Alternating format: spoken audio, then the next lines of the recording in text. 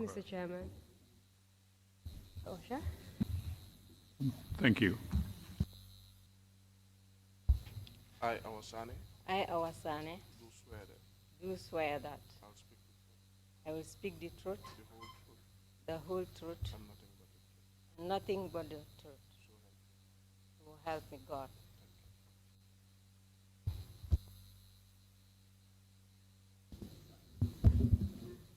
Good afternoon, Mr. Chairman. Good afternoon, Commissioners. And good afternoon to you, Madam Witness. Welcome to the TRRC. As you already know, my name is Mariama Singate, and I'll be leading you on behalf of the Commission today. Yeah. For a start, I would just like you to assume a comfortable situation, and maybe you could draw the chair in so that you feel comfortable. Okay. Thank you. Thank you. Just to avoid our speeches overlapping, I'll advise that you wait for 3 seconds when I ask a question before you answer it, and I'll do the same as well. And if you do not understand a particular question, just let me know and I'll repeat the question, and I will explain it to you better. Okay. So for today,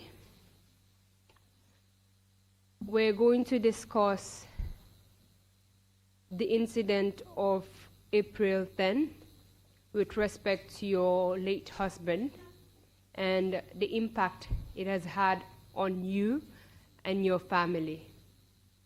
It will just be like a brief session, maybe an hour or more. So if you feel that you have to take a break, do let me know. Okay. Thank you. Can you please tell us your name? My name is Awa Sanneh. When and where were you born? I was born in Dipakunda in 1979. Can you please give us a brief history of your educational background? That's from primary to secondary with dates, if you remember them. Okay. I attended Bakote Primary School from 1986 to 1991, then to SOS Haman Maina Junior School from 1992 to 1995, then Muslim Senior Secondary School from 1995 to 1998. What is your current occupation? I'm currently working at Gamtel as an corporate account manager. Can you tell us immediately after your secondary education what you did? I got married. To whom did you get married to? I got married to the late Omar Barrow. When was this?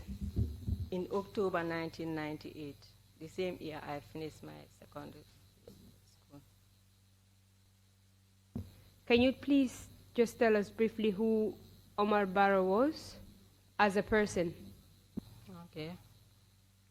Omar Barrow was a very good person.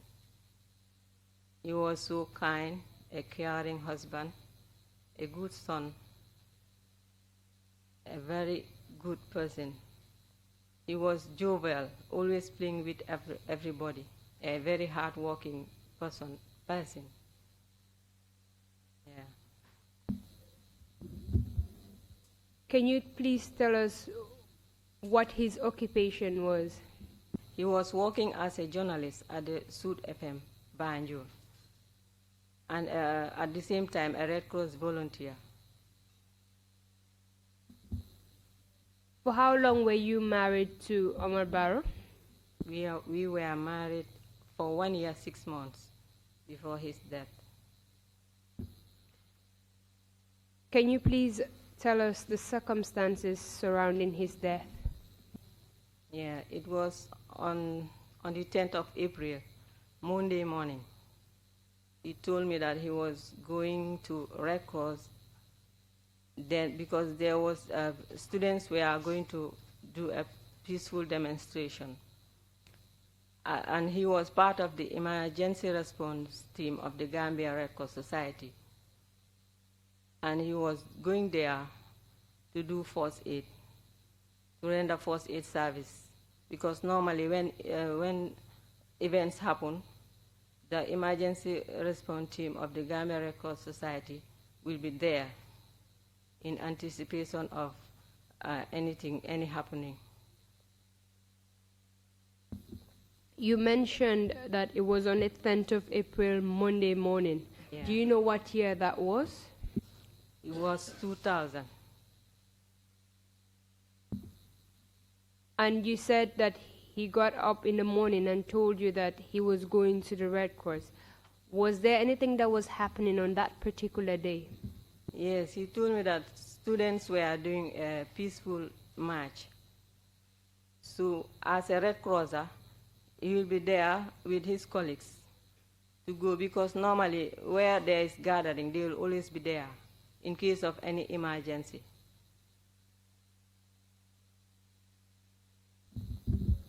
Just to get a perspective of how young you were when this incident happened, can you please tell us how old you were when you were married to Omar Barrow? I was 20 years. So when he told you that he was going to the Red Cross to volunteer, can you tell us what happened? Yeah, when he went, I see him off to work. Then I continue with my normal activities at home. So I wanted to go to the market. Immediately I came out of our compound. I was going to the market to come and cook lunch. Then I saw a lady who was living opposite our compound. She asked me where I was going, and I told her I was going to the market. She told me that there was nobody in the market, that no one was selling that day, everybody is gone home because of the student demonstration that was taking place.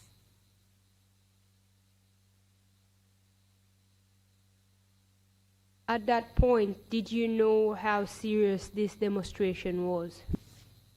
At that point, I didn't know how serious it was. I was just seeing people were passing by, but I don't know. I didn't know how serious it was by then. Did the lady give you any other information apart from the fact that there was no one at the market? No, she didn't. When she told me, I went back to the compound and told my mother-in-law that the lady said that no one was at the market, and I was supposed to go and come and cook lunch. So she asked me to give her the money. There was a small market behind our compound called Marsebundao, small market. She asked me to give her the money, then she will go and buy the things I need for my cooking. Where were you residing at that time? We were residing at Latikuna German, just near the mosque, Latikuna Mosque. You've told us that you were 22 years old at that time. How about your husband? How old was he? He was 25 when he was killed. After your mother-in-law went to the market for you, can you please tell us what happened? Yeah, she went to the market. I waited for her. After her return, she was looking very sad by looking at her face. So I asked her what happened. She said, Awa, how things are going today, I'm very afraid. I asked her why. She said, because I saw the students, they are carrying the army commander, Babukar Jata, on the highway. I don't think there will be peace today. That's what she explained to me. When she told you that, at that time you knew that your husband was outside. Did anything come to your mind at that point? No, nothing came to my mind at that time, because knowing my husband, he was very active at that time. He was very active. Well, nothing happened to him. So I didn't even think about him at that time, because I know he was a Red Cross volunteer, and he was a very active member of the Red Cross volunteer. You've also told us that your husband was a journalist as well. Do you know when he went out that morning whether he was acting in both his capacity as a Red Cross volunteer and as a journalist, or he was only there as a volunteer? Well, I didn't know, but I was told that during at that time, he had a small notepad with him. Sometimes he'll be writing. That was what I was told, but I don't know what he was writing. Can you please tell us how he was dressed that day? Yeah, he was dressed in a long trousers and shirt, and blue shirt. Can you please explain the events after you were informed of the disturbance outside? Can you repeat that question? Can you please tell us the events leading to that day? Yeah, then after that, when my mother-in-law came back, so I started cooking. Then people started coming to our compound, but we didn't know that he already died. We knew nothing. So people were coming, whoever came and know that we did not know, then the person will go back. The person will not say anything. So people were coming and going. People were coming and going. There was a time when one of my aunties, who was staying at the Pakunda, came to see me, came to the compound. So when I asked her, she said they told her about a house she wanted to rent just behind our compound. She came to check on that house. So I asked her whether she got the house. She said no, not knowing that she already knew the death of my husband. But when she came, she found out that I did not know. She can't tell me. Then she went back. It was like that until around 2 p.m. At what time in the morning did your husband leave the house? He left around 8:30 in the morning. So till around 2 p.m. you did not know his whereabouts? No. Can you tell us what happened next? Then around 2, a lady came who was, she was an auntie to my husband. She was just staying around our house. She came to the house because she knew about it, that her son was working at the police station. So the son called her to inform her about Omar's death. So she came to the house to inform my mother-in-law. When they came, she came with her 2 daughters. I was carrying my 5-month-old baby. Then one of the daughters came and took the baby away from me. Then they entered the house. Immediately they entered, I heard screams.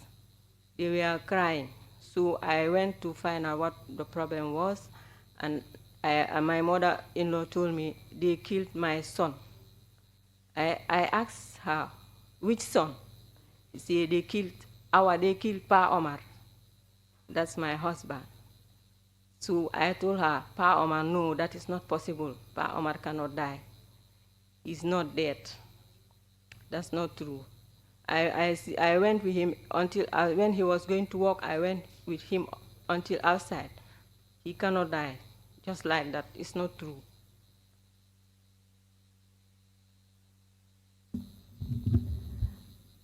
Did you eventually confirm what they were saying?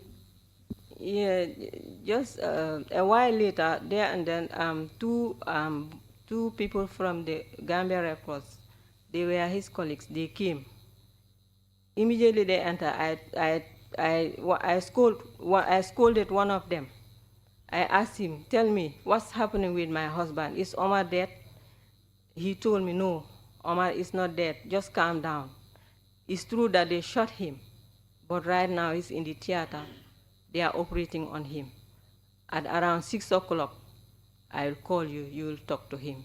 Just calm down. We are going back. We just came to inform you about that. Then I told my mother-in-law that, you see, these people said he's not dead. He was shot, but he's not dead. He's at the theater having his operation. They will call me for me to talk to him. So then we were calm. The situation was calm. So people started coming.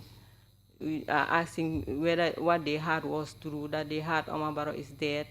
People were coming and going. So whenever, whoever come, I'll tell the person, they said he's not dead, he was shot. Other people will come, will cry, it's true, he's died. I saw he's dead. I saw him in the dead house with my eye.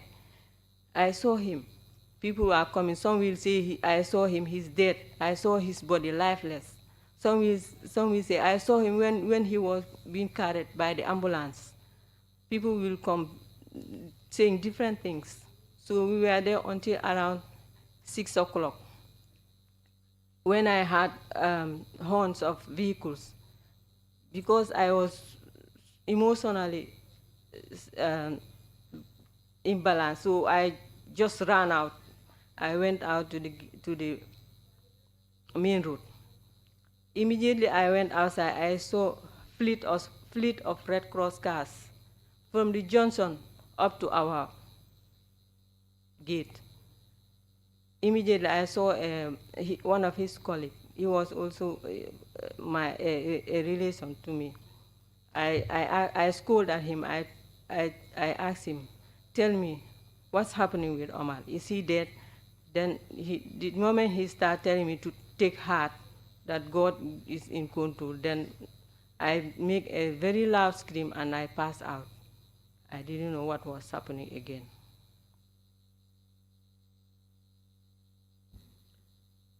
How did you feel at that point? I felt so devastated. I was confused.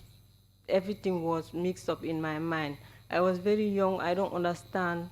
Imagining my husband dead, imagining me living without my husband. That was very, very emotional for me. That was too much for me. I felt so devastated. But more than that was the sense of loss and grief that haunts me every day after his death. Knowing that I always wanted to be with him, but deep in me, I know that will never happen again. It was a real pain for me, very painful. Did you find out what led to his death? Yes, later we were told that he was shot. He was shot at the Red Cross headquarters, inside the Red Cross headquarters.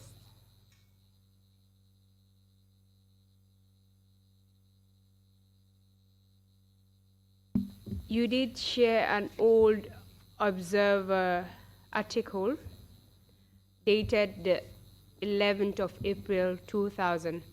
I just need you to identify whether this is the article that you actually shared with me.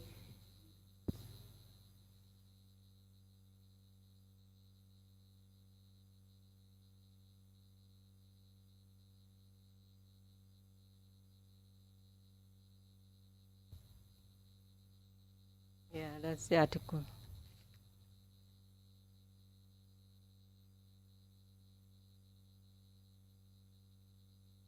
Mr. Chairman, I would just like to read into the records the content of the newspaper article on the death of Omar Barrow. Please proceed. It's a daily newspaper dated the 11th of April 2000. And the title is Omar Barrow Killed. It's a press release that was issued by the Gambia Red Cross, and I quote verbatim from the article. Mr. Omar Barrow died at the Royal Victoria Hospital in Banjul. After all efforts to save his life, Omar Barrow was shot within the premises of the Gambia Red Cross whilst rendering humanitarian service during the student demonstration of Monday, April 10, 2000. At the time of the gunshot, Mr. Omar Barrow was wearing a clearly marked protective Red Cross emblem, that is a Red Cross bib and helmet, which is in line with International Code of Conduct in Relief Operation and in conformity with Geneva Convention. Mr. Omar Barrow is a member of the Gambia Red Cross Society Emergency Response Team and the Resource Development Committee. Mr. Barrow, a very active and dedicated Red Cross volunteer, died in the line of duty. The entire membership of the Gambia Red Cross Society will observe a week of mourning for the late Omar Barrow, effectively the 10th of April 2000, and all in ceremonial uniform or Red Cross t-shirts. The Red Cross said it extends condolence to the family and friends of Omar Barrow. The late Barrow is survived by a wife and a 7-month-old baby girl. That is the end of the article, Mr. Chairman, and I'd like to put this in exhibit as Exhibit 0079. Request granted. I'll just ask further questions as the observer is passed on to the commissioners to take a look. Just as you have told us, reading from the article, your late husband was shot right in the premise of the Gambia Red Cross Society. Yes. How did you feel knowing that he was shot helping other people? Well, I felt very sad and devastated because as a humanitarian worker who is rendering service to other victims and casualties, wearing the Red Cross emblem inside the Red Cross premises and was killed, I cannot imagine that could ever happen.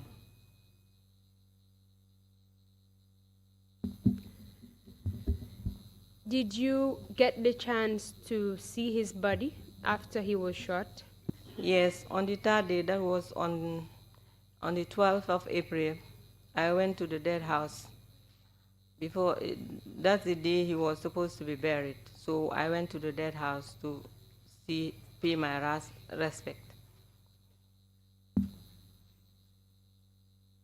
Can you please tell us the condition of his body when you saw him?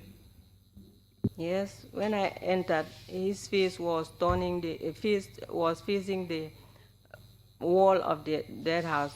Then he was turned to face me. When they turned his head, I saw oozes of blood outside from his mouth, and the shirt he was wearing was blood stains all over.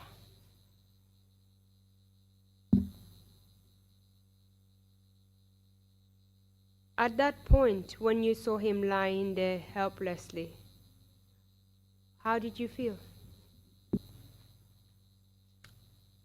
I couldn't imagine it. He was at the last floor. I had to bend. I couldn't even stand up again.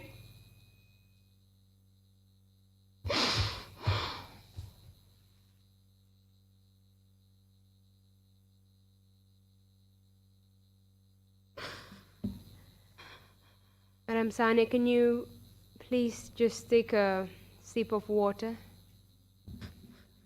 Just take your time. We'll be waiting for you.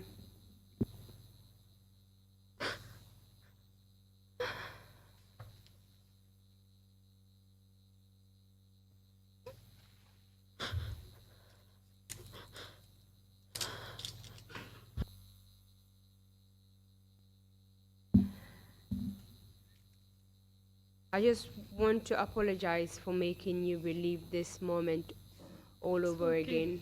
I'm sure it is indeed a painful process for you. The Daily Observer article I read stated that your baby was 7 months old, and you told us that your baby was 5 months old. Which is which? Can you please verify that? I think that was a mistake from them. My baby was 5 years old. She was 5 years old on the day his dad was. Months, right? Sorry. She was 5 months old on old when the day his father was buried. Thank you very much for that clarification. Having lost your husband at that tender age, can you tell us what impact that has had on you? It has a very negative impact to me because it was not easy. I was a housewife. I was not working at the time. I was very young. My husband died, leaving me with a child, a baby. Thinking about the challenges ahead of me in taking care of my baby was too much. The family was there to support me, but due to their financial condition, they cannot support me. So I have to take care of my baby alone. Then I had to find a job to be able to take care of me and my baby at the time. I will come back to that. I just want to take you back a little bit. You told us that your husband was at the mortuary. Do you know if any document was prepared with respect to his death? Yeah, we were issued a death certificate. And you had in fact shared that death certificate with me. I just want you to identify the death certificate so that I can put it in exhibit.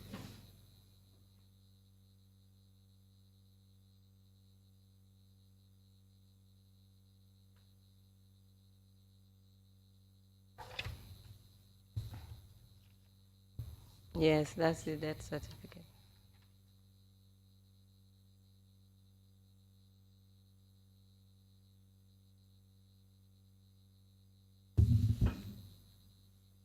Mr. Chairman, this is a death certificate with respect to Omar Barrow.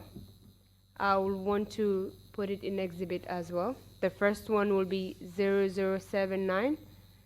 This will be 0080. A request granted. You've told us about the impact of your late husband on yourself. Can you please tell us the impact on his family as well? Yes, the family also suffered because he was the breadwinner of the family. He was the only person working at the time because his siblings were all going to school. So he was taking care of everybody. And the father was not very strong also. He was taking care of the family. And after his death, it was a great loss for everybody. Yeah, it was not easy for them. Do you know if his death had any emotional effect on his parents? Yes, it does, because he was the one taking care of all of them. And after his death, things were very tough with them. Things were not easy. And his father think about that until he even also died. He died after 2 years after Omar's death. And after that also, things became even more worse because there was nobody to help them. You mentioned that Omar Barrow was the only one working among his father's children, Yes. and the others were going to school. Mm-hmm. Can you please tell us what grade they were in when their brother passed away? I couldn't remember, but the younger one, I couldn't remember what grades they were going. That's okay. But they were very young at the time. It's understandable. Was he the first son of his father then? He was not the first son, but he was the one who was responsible for the family, because the first son was not working either, and he was not staying there. You mentioned that your child was 5 months old when the father died. Given that particular age and not having a father in her life, can you please tell us how that impacted her life while growing up? Well, it was not easy. Growing up without a father was a very difficult moment, but thanks to his uncles, his father's brothers, that she didn't felt that much. With the help of his uncles, paternal family, and my help, she was coping. During this time, did you receive any help from the government? No, I didn't receive any help. Was anything done about your husband's death? Nothing was done.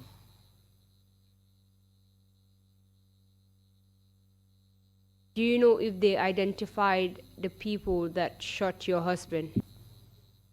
Not to my knowledge till now.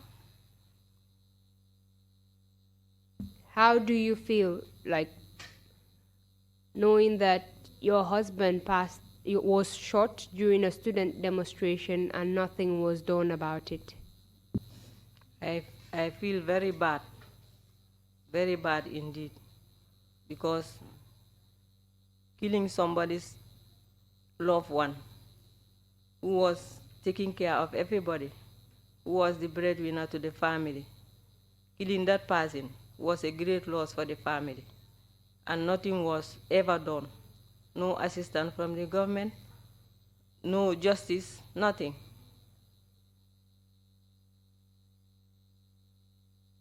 You've told us a little bit about the impact of all of these on the family and on the child as well. How about you? How were you coping emotionally with all of this? I was emotionally devastated. At that time, I didn't even think of getting another man in my life, because of the sense of loss I had, the grief, the sorrow I had in me. I was very young at the time. It haunts me a lot. I even used to have nightmares. I will sleep at night, until night I will open my door, I will go and sit outside alone in the dark. Very confused. I don't know what to do. It was a great loss for me. The 5-month-old baby, how old is she now? She's 19 years old now. And can you tell us if she is in school right now? Yes, she just started going to the University of the Gambia. I must congratulate you on that. Having struggled all by yourself, you raised a young, intelligent lady that is striving towards excellence. Congratulations to you. Thank you. And you've also told us that you now have a job at Gamtel. Yes. I just wanted to know if you went back to school, or how did you manage to cope? No, I didn't go back to school. But you know, before Omar died, that was January 2000, I wanted to do business management. I wanted to study business management at the MDI. So he advised me to first do computer software. So he paid for me. I started doing computer at GTMI, Gamtel School, GTMI. I and he died immediately. I finished doing the foundation level. I stopped. Then when I started working I first worked at the Red Cross for 4 years. Then after I proceeded to Gamtel. So when I went to Gamtel, I did some courses there. I did ICT there, and I did CIA Business Studies up to advanced diploma level. Those are the only courses I did. That is very commendable. You not only raised a young lady that is striving towards excellence, you yourself got up, dusted yourself, and then you built up your life again. Congratulations to you as well. Thank you. And thank you very much for answering all of my questions today. Thank you. I must apologize once again for making you relive that sorrowful moment. It's okay. Mr. Chairman, back to you. Thank you very much, Council, and thank you very much, Ms. Sanneh. We all share your pain to lose a loved one at a very tender age that you did. And we left with a child, and we echo Council in congratulating you in seeing that daughter through to university. That's quite an achievement. Thank you very much. Sorry about the loss. We share the pain. Commissioners, if you have any questions, please come. Yes, Imam C, you have the floor. Yeah, Marek. How are you? What was the name of your child? Atu Barola tuda. Wow, mnge janga. Mung fi mnge ni tok. Amin. Amin.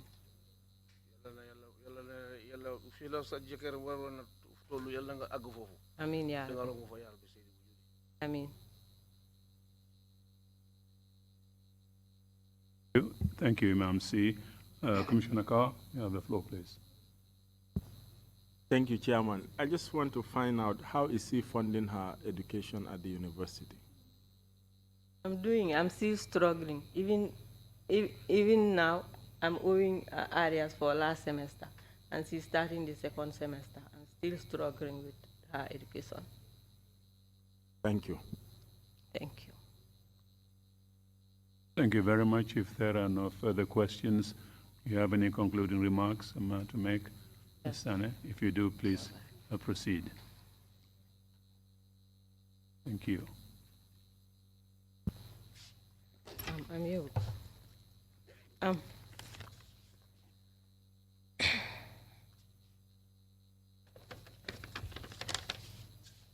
Good afternoon, Mr. Chairman, and all TRRC staff. I have a very short remarks to make. First and foremost, I would like to show my thanks and appreciation to the TRRC for the opportunity to talk about my late husband's tragic death. Omar was not only a good person, but a caring, hardworking, and ambitious parent who loved his work and his family as well. He died of humanity and died on duty while serving humanity. He never participated directly in the demonstration, but joined his colleagues and members of the emergency response team of the Gambia Red Cross Society in rendering first aid and ambulance service when he was shot and killed in cold blood. I thank the Red Cross both locally and internationally, my parents and my then in-laws, my family and my neighborhood, for the support they gave to me during those difficult times. On my part, I didn't know the reasons why they killed my husband. However, I would recommend a thorough investigation on my husband's killing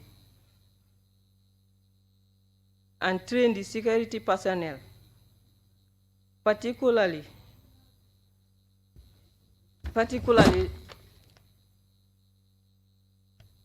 the police intervention unit, on how to control crowd and provide better protection for humanitarian workers, particularly those at the Red Cross. May the soul of my husband and all departed souls continue to rest in peace. I thank you all for your attention. Thank you very much indeed for those wise words. We don't have any further proceeding, any further items to take up. We will meet again tomorrow at 10 o'clock. Meeting is adjourned. Thank you very much.